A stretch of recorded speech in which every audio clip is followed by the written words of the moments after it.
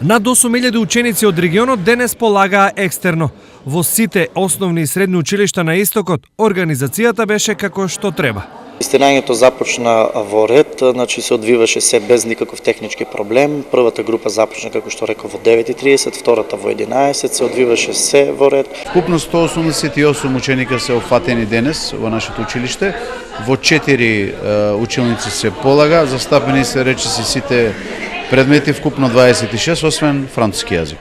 Вкупно 500 ученика се евидентирани во процесот на екстерно тестирање. Денешниот ден треба да поминат околу 150 ученика.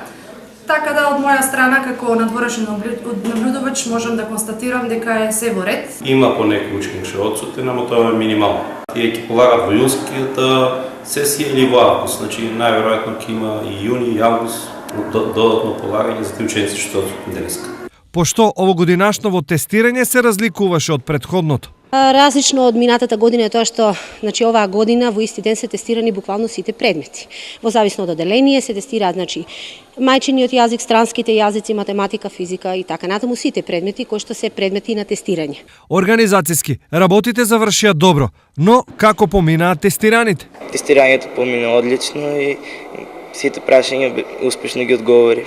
Повеќето од прашањата ги знаевме и беа едни од поосновните прашања. Во однос на тоа дека ни беа дадени прашањата и ги научиме и полесните прашања беа дадени.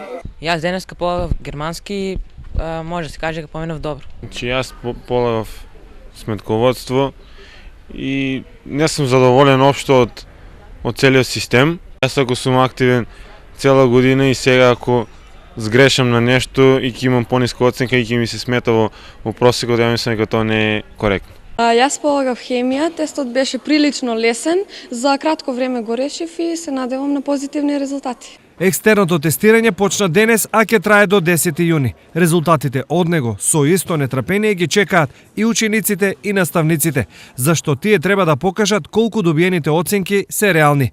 Големи и 2 последователни одстапувања за наставникот значат негативни поени и казни.